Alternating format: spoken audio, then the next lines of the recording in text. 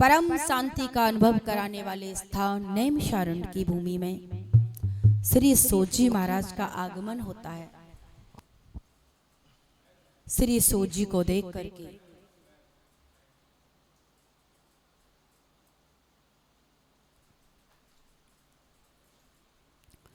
श्री सोजी को देख करके 88,000 ऋषि संत खड़े हो गए। अरे मुझे क्यों देख के खड़े हो रहे हो? मेरी उम्र तो मात्र 25 वर्ष है।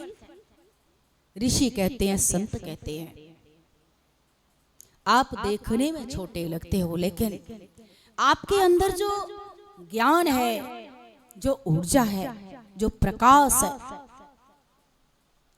वो कई सूर्यों के समान है, सूर्यों के प्रकाश के समान है। प्रभु, करोड़ों सूर्यों के समान आपके अंदर तेज झलक रहा है। आप कुछ ऐसी कृपा करें, मेरे अंदर बैठा अंधकार दूर हो जाए। प्रभु, आप मुझे संसार के कष्टों की निवृत्ति के लिए और गोविंद की प्राप्ति के लिए कुछ सुनाइए, कुछ श्रवण कराइए। कोई रसामृत दीजिए। कौन सा रसामृत? कौन सा रसामृत? जो रसामृत मीरा को मिला, जिस रसामृत को पीने से जीवन परिवर्तित हो जाए, जो रसायन मारवाड़ की मीरा को मिला, 5 वर्ष के बालक को मिला, जो रसायन एक ब्राह्मण को मिला। सोच जी कहती, ये रसायन मैं दे नहीं सकता, पर बता सकता हूं कहां मिलेगा। और बाबा तुलसीदास जी ने बड़ा सुंदर लिख दिया। कहां है? बाहर है? नहीं। राम रसायन तुम्हारे पासा, राम रसायन तुम्हारे पासा, सदा रहो रघुपति के दासा, सदा रहो रघुपति के दासा। राम रसायन तुम्हारे पासा, राम रसायन तुम्हारे पासा, सदा रहो रघुपति के दासा, सदा रहो रघुपति के दासा।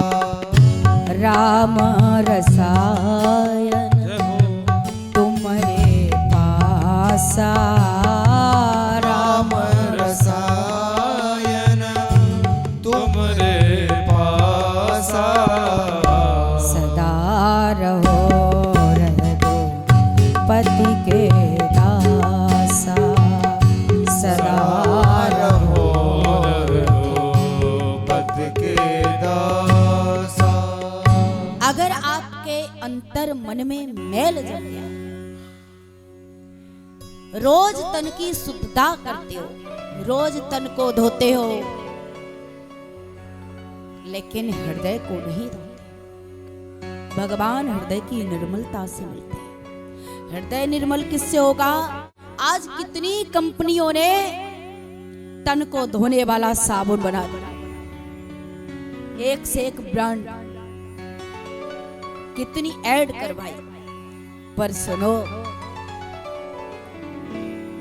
हमारे शास्त्रों में, हमारे वेदों में, हमारी भारतीय संस्कृति में, हमारी सनातन परंपरा और हमारे जीवन में एक साबुन ऐसा है, उसके अलावा कोई साबुन ऐसा नहीं है जो तुम्हारे मन की मलिनता को धो डाले, जो हृदय पर जमी गंदगी को धो डाले, हृदय को पवित्र निर्मल बना दे।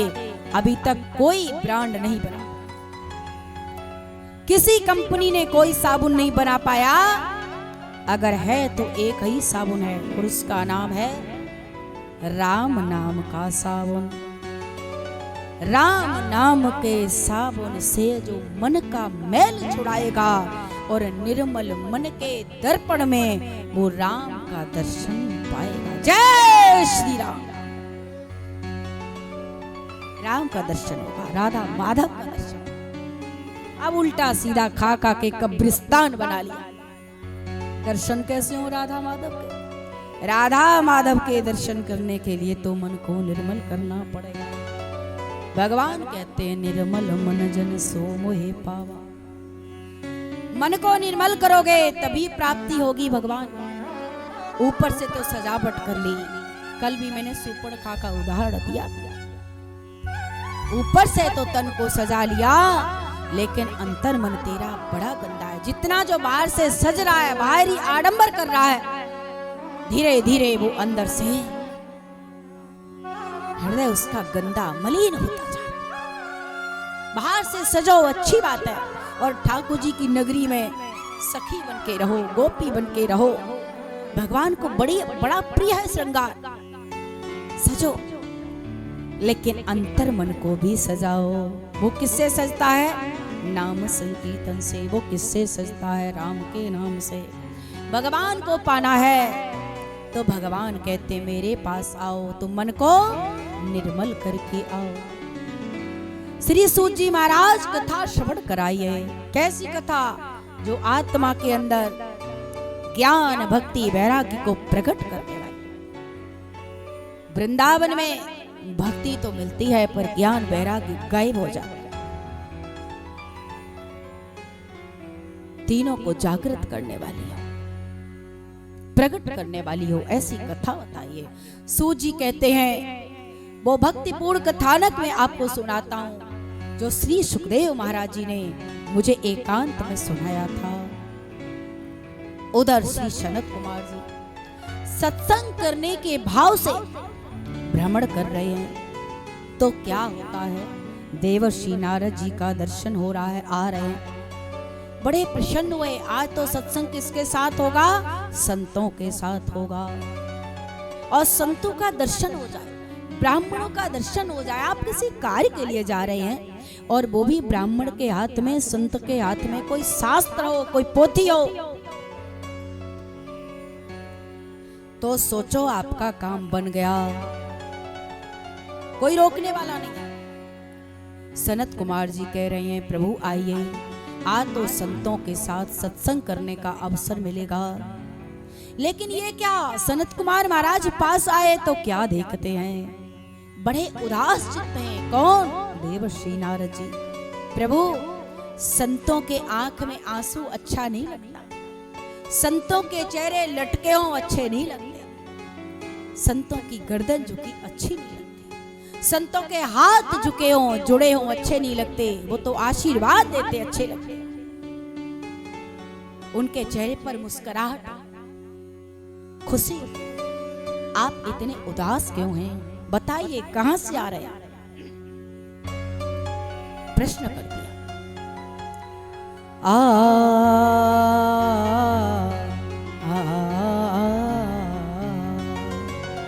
कथम ब्रह्मन् दीन मुखा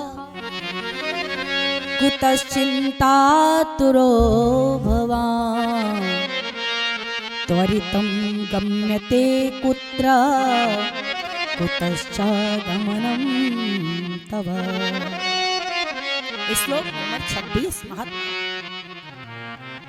कहां से आ रहे हैं? इतने उदास चित्त क्यों हैं? दुखी क्यों हैं? और जैसे ये बाणी सुनी नारद जी दुखी तो थे ही, और जब कोई अपना पूछने वाला हालचाल मिल जाता है महाराज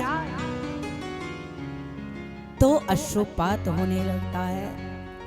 अगर ससुराल में बिटिया के कोई झगड़ा हो गया हो, चाहे नोक झोंक हो गई हो, ऐसे ही हो गई हो, रोजमर्रा की जिंदगी में हो जाती है, हो गई हो, और भूल से कोई मायके आ जाए,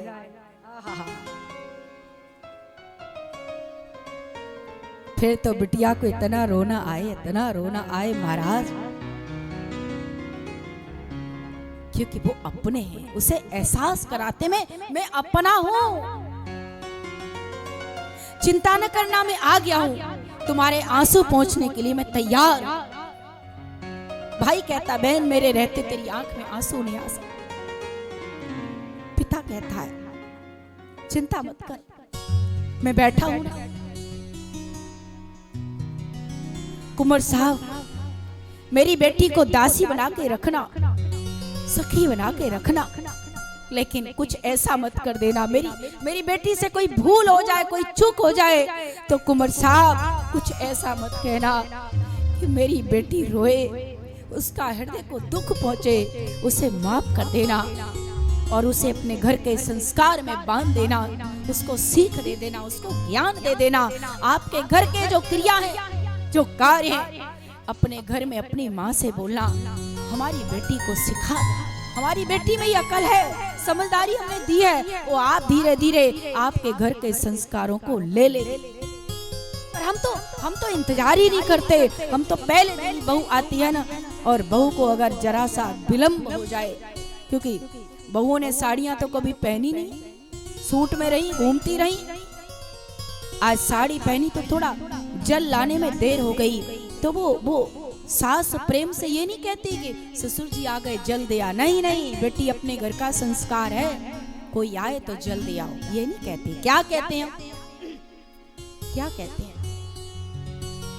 हम कहते हैं अरे देख लिया, हम पहले ही कहते हैं बहुएं जब घर में आ जाएंगी ना तो पानी भी मांगना पड़ेगा, पानी बिन मांगे नहीं मिलेगा। गलती किसकी है, बहू की कि सास की? बहू के घर में नहीं, मायके में संस्कार नहीं मिला, आपके घर में नई आई है, अभी कच्ची है, अभी तो पकनी है। आप अपने घर के संस्कारों से सींचो, अच्छी सास बनना, अच्छी बहू बनना, अच्छी सास, संस्कार देना। वो पिता कहता है बेटी का कि समधन जी हमारी बिटिया को कुछ उल्टा सीधा न कह के, आप जो कहोगी वो करती रहेगी, थोड़ी थोड़ी देर हो सकती है, थोड़ा विलंब हो सकता है, थोड़ा समझने में समय लग सकता है, वक्त लग सकता है, पर वो बदलेगी। एक जगह से उठ करके दूसरी जगह स्थापित होती है। अब 20 वर्ष, 22 वर्ष, 30 वर्ष, आजकल तो 30 वर्ष में विवाह होते हैं, 30 वर्ष तक जिस स्थान पर रही है, अब रोपण हो रहा है ससुराल की धरती पर, ससुराल के घर पर, तो थोड़ा समय लगेगा, सेट हो जाएगा। कोई मायके का आ जाए, कोई खास आ जाए, कोई अपना मित्र आ जाए और मन दुखी हो तो फूट फूट के वो रोने लगता है, सीने से लग जाता है। आज नारद जी की स्थिति यही है। सनत कुमार जी ने जैसे ही पूछा, सनत कुमार जी के चरणों में, चरणों को पकड़ लिए हैं, चरणों में रोते रोते गिर गए, फूट फूट करके रो रहे हैं। प्रभु मैं पृथ्वी को श्रेष्ठ समझकर आया था, प्रयाग गया, काशी गया, पुष्कर गया, सारे तीर्थों में गया, लेकिन तीर्थ स्थानों पर विचरता रहा, मुझे कहीं भी संतोष देने वाली शांति नहीं मिली। या तो अधर्म के मित्र कलयुग ने पैर पसार रखे हैं, सारी पृथ्वी के लोगों की बुद्धि को विकृत कर दिया। अब यहां तब सत्य, सोच, सुचिता नाम की चीज नहीं है। सुचिता क्या है? एक है बाह्य दृष्टि से सुंदरता, निर्मलता, स्वच्छता, और एक है अंदर की दृष्टि से सुचिता, यानी अंदर की पवित्रता। अब नहीं, लोग अपना पेट पालने में लगे हैं, दया दान का अब नामो निशान नहीं है। बेचारा जी बस पेट भरने के लिए काम कर रहा है। स्त्रियां बाजार में बैठ गई हैं, अपने सतीत्व को बेच रही हैं। जिसने कम वस्त्र पहने, जिसने ज्यादा अपने शरीर का प्रदर्शन कर दिया, वो मॉडर्न हो गया। राम जैसे तो आप जैसे कोई अपनी संस्कृति में रहे, उसको तो लोग कहते हैं पागल है, ये तो गमार है, गमार गमार। उद्धव ने गोपी को गमार ही तो कहा था, गमार समझा था, उपदेश देने आए थे, पर औंधे हो गए। गोपियों ने ही ज्ञान दे दिया। जो जितने कम से कम वस्त्र पहना है उसको मॉडर्न कहा जाता है, पर सावधान, ये भारत देश है, ये भारत देश में उसकी पूजा नहीं होती। मैं थोड़े कड़वे शब्द कहने जा रही हूं, बुरा मत मानना, और कुछ गलती हो तो पहले ही क्षमा मांग लेती। इस भारत देश में, इस सनातन परंपरा में, इस भारतीय संस्कृति में उस स्त्री की पूजा नहीं होती जो दिन रात नित नए 4 यार बदलती है। एक दिन में 4 यार बदलती है, उस स्त्री की पूजा नहीं होती। इस भारत देश में, इस भारतीय संस्कृति में उस स्त्री की पूजा होती है जो एक पति परमेश्वर के चरणों में श्रद्धा रख करके अपने पतिव्रत धर्म को निभाते हुए सारी जिंदगी गुजार देती है। उस पतिव्रता नारी की पूजा होती है। और मैं नहीं कह रही, शास्त्र गवाह, माता अनसुईया भगवान का ये परीक्षा लेने के लिए वो तीनों भगवान बने। वो प्रभु छोटा सा बालक बना दिया। पत्नियां पहचान नहीं पाई। माता अनसुईया, वो याद करो, सती सावित्री जिसने अपने पतिव्रत के धर्म से अपने पति का जीवन यमराज से पा लिया, मुक्त करा लिया यमराज से। कहां है वो तुम्हारी पतिव्रता? ऐसी स्त्रियों की, ऐसी पतिव्रता देवियों की, ऐसी पतिव्रता नारियों की इस भारत देश में पूजा की जाती है। इसलिए अपनी लड़की को, अपनी बेटी को, अपनी पुत्र वधू को ये संस्कार दो।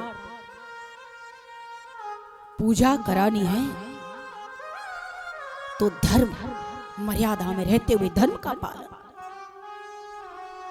पतिव्रत धर्म, और पत्नियों के लिए नहीं, ये पति के लिए भी। राम जी जैसी निष्ठा, एक पत्नी व्रत। सब लोग हाथ उठा के संकल्प करो, आज से मैं अपनी स्त्री को छोड़ करके, अपनी पत्नी को छोड़ करके, छोटी जितनी बहनें होंगी उन सबको बहन का दर्जा दूंगा, और जो बड़ी बुजुर्ग होंगी उनके माताओं का दर्जा दूंगा।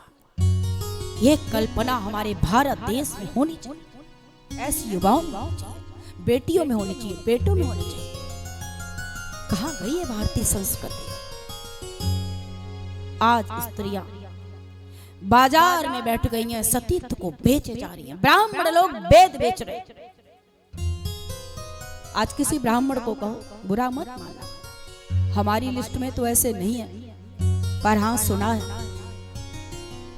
किस लिए आप पूजा कर रहे हो? यजमान से पैसा लिया इसलिए कर रहे हो ना? ब्राह्मण कुल में पैदा हुए हो, ब्राह्मण धर्म में हो, तो संध्या वंदन करना, प्रातः काल स्वाध्याय करना, माता पिता की चरण वंदन करना और पाठ करना, दिस इज योर ड्यूटी। ये तुम्हारा धर्म है, ये तुम्हारा कर्म है, ये तुम्हारा फर्ज है। धर्म नहीं बोल सकते, कर्म है, ये तुम्हारा फर्ज है। धर्म ये है। कहीं कोई ऐसा कार्यक्रम हो रहा है, गरीब है कोई, और तुम्हारे पास दक्षिणा देने के लिए नहीं है उसके पास, तुम्हें दक्षिणा दे, मन का अभाव है, आप बोलिए कोई बात नहीं, हम पाठ करेंगे अपने उद्धार के लिए, अपने कल्याण के लिए, अपने देश को बचाने के लिए। अनुष्ठान में इतनी बड़ी ताकत है। महामृत्युंजय पाठ कर लो, अकाल मृत्यु को भी टालने वाला। आप कहते हो कि गुरु मां दरिद्रता नहीं जाती, उसका कर्म करो। कैसे नहीं जाएगी दरिद्रता? देखो,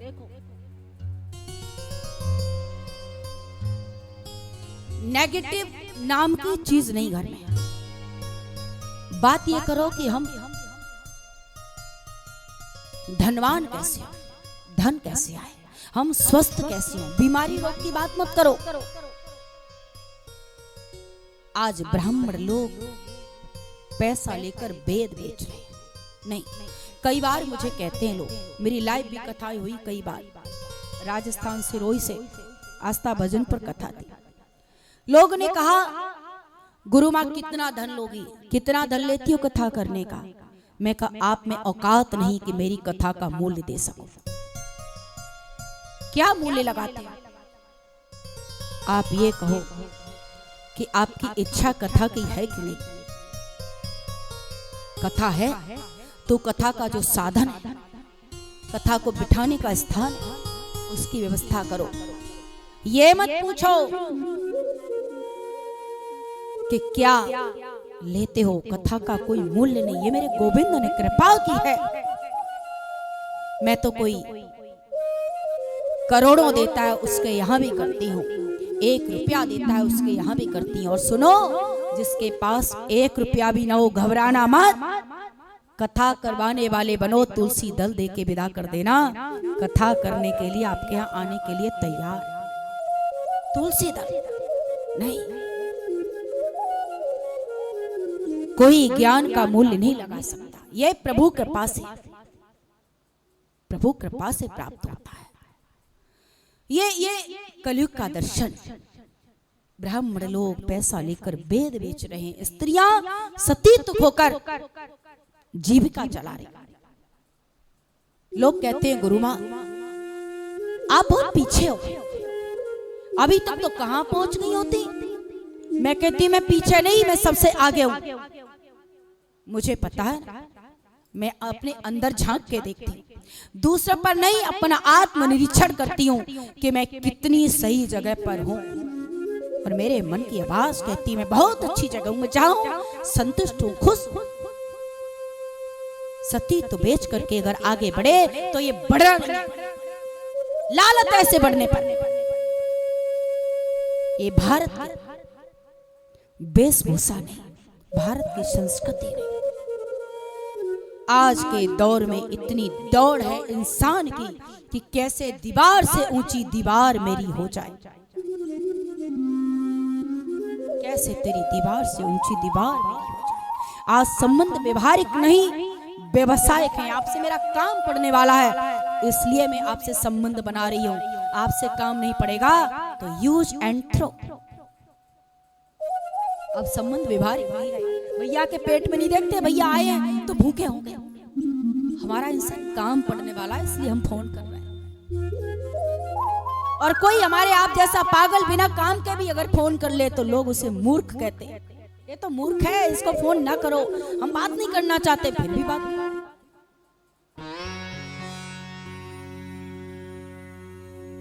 देख तेरे संसार की हालत क्या हो गई भगवान, कितना बदल गया इंसान। लोग कहते हैं क्या करें साहब, जमाना बदल गया। अरे जमाना बदला है कि हम स्वयं बदले? जमाना नहीं बदला। सूर्य ने प्रकाश देना नहीं छोड़ा, चंद्रमा ने शीतलता देनी नहीं छोड़ी, धरती माता ने वजन उठाना नहीं छोड़ा। फिर आप बताइए कौन बदला, जमाना या हम? सुख कहाँ मिलेगा? दूसरों को नीचा दिखाने में, कष्ट देने में, ईर्ष्या करने में? ना बाबा ना। सुख कहाँ मिलेगा? बाबा लिखते हैं किष्किंधा कांड में 16वीं चौपाई, क्या कहते हैं? सुखी मीन जे नीर अगाधा, सुखी मीन जे नीर अगाधा, सुखी मीन जे नीर अगाधा, सुखी मीन जे नीर अगाधा, जे में हरि शरण एक उबाधा, जे में हरि शरण एक उबाधा, सुखी मीन जे नीर अगाधा। नारद जी कहते हैं सत्यम नास्ति, सत्यम नास्ति तपा शौचम दया दानम न विद्यते, उदरम बिरडो जीवा बरा का कूट भास। लोग बड़ी चतुराई की बातें, धोखेबाजी।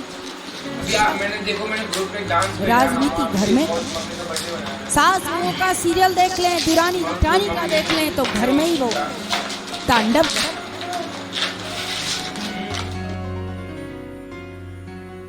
नारद जी कहते हैं सत्यम नास्ति। और क्या देखते हैं, देखते देखते कौतुक होता है। एक युवती के पास दो वृद्ध पुरुष मूर्छा में पड़े हुए हैं।